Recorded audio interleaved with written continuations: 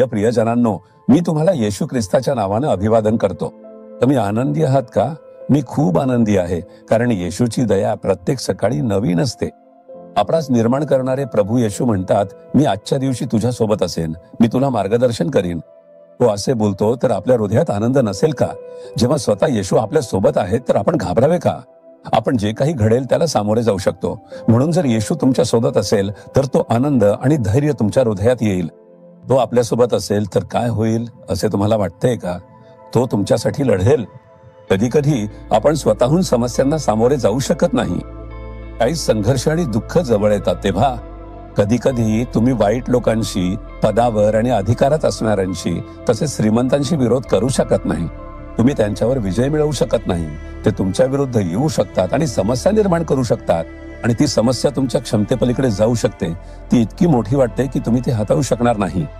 तुम्ही अस्वस्थ होणार नाही का? काय करावे असे वाटून अशा परिस्थिती माझ्यावरही आल्या आहेत.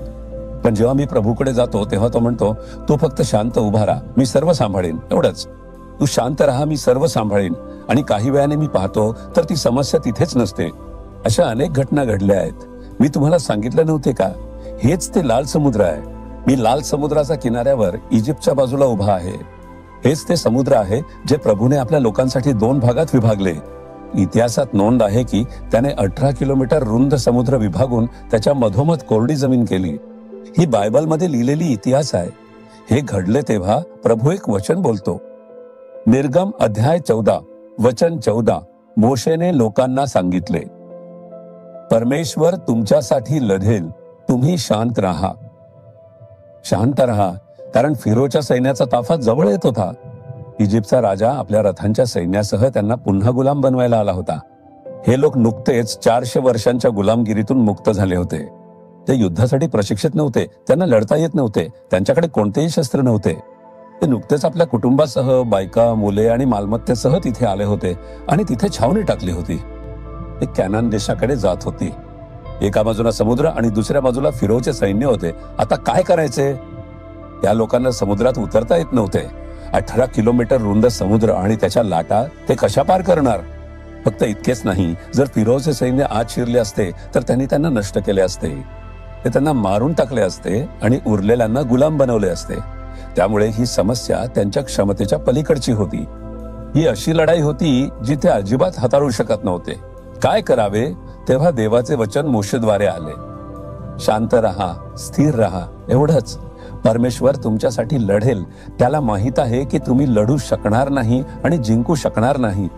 म्हणून परमेश्वर स्वतः लढेल. कधी कधी तो आपल्याला लढायला सांगतो आणि आपल्याला विजय देतो. पण काही वेळा आपण सक्षम नसू तर तो म्हणतो, काहीही करू नका, फक्त शांत रहा, मी तुमच्यासाठी लढेन. परमेश्वर स्वतः लढेल. ही दोन्ही गोष्टी बायबलमध्ये लिहिलेल्या आहेत. म्हणून जर तुम्ही हे सहन करू शकत नसाल किंवा हाताळू शकत नसाल तर ते त्याच्या हातात सोपवा. असं म्हणत, मी हे करू शकत नाही प्रभू, कृपया तूच याची काळजी घे. प्रभू तुझ्या समस्येत, गरजेत, दुःखात आणि सर्व बाबींमध्ये एक चमत्कार घडवणार आहे. कसा? तो लढणार आहे. जर प्रभू स्वतः लढला तर कसं होईल? तुम्हाला वाटतं का की कोणीही त्याला जिंकू शकतो? तो सर्वशक्तिमान देव आहे, ज्याने आकाश आणि पृथ्वी निर्माण केली. असं काहीच नाही जे तो करू शकत नाही. तो सर्व गोष्टींवर राज्य करणारा देव आहे. तोच देव आहे जो राजे हटवतो आणि राजे उभे करतो. त्याला कोण जिंकू शकतं? तो जर युद्धात उतरला तर मग सगळं संपलं. सैतानाची फौज थरथरेल, सगळ्या परिस्थिती बदलतील. प्रभू जेव्हा युद्धात उतरतो तेव्हा तो कसा लढतो?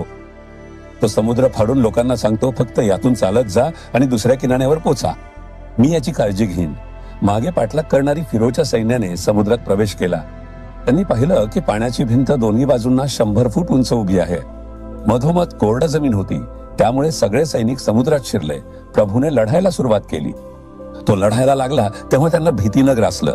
ते थरथर कापू लागले.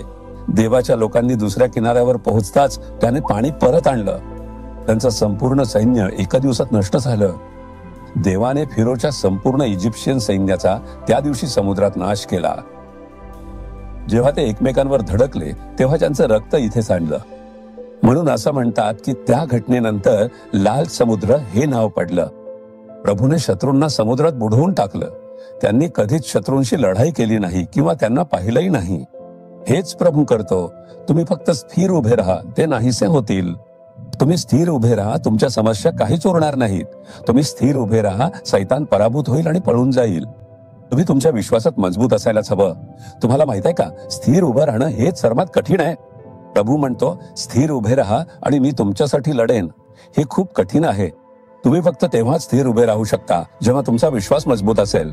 जर तो म्हणाला, जा आणि लढा, मी तुला विजय देईन, आपण लगेच तलवार घेऊन लढायला जाऊ असं म्हणत, चला लढूया आणि प्रभू मला विजय देईल. पण त्याऐवजी जर तो तुम्हाला शांत बसायला सांगत असेल तर ते खूपच कठीण होतं. इतकी मोठी झुंज चालू आहे, मग तू असंच का बसलायस, असं लोक बोलताना तुम्ही ऐकलंय का? स्थिर उभा राहण्यासाठी मोठा विश्वास लागतो, तेव्हा तुम्ही प्रभूचं कार्य पाहू शकता. पण हे स्थिर राहणं हेच खरं आव्हान आहे. आपल्याला काहीतरी करत राहावं असं वाटतं. कधी कधी आपण स्वतः देवाला मदत करण्याचा प्रयत्न करतो. प्रभूने वचन दिलंय, मला त्याला ते पूर्ण करायला मदत करायचं आहे. आपण असं बोलतो जणू आपण प्रभूला लढायला मदत करतोय, मग प्रभू बाजूला होतो. मी सुरुवातीच्या काळात असं मूर्ख पण केलंय. अरे, प्रभूने वचन दिलंय, हे घडायचं असेल तर मला काम करू दे. आपण काही गोष्टी करायला सुरुवात केली की प्रभू शांतपणे बाजूला होतो. जर तुम्ही त्याला विचारलं, प्रभू तुम्ही काहीच का करत नाही, तो म्हणेल, मी तुला काही करायला सांगितलं होतं का? मी तुला शांत राहायला सांगितलं नव्हतं का, जेणेकरून मी सांभाळू शकेन?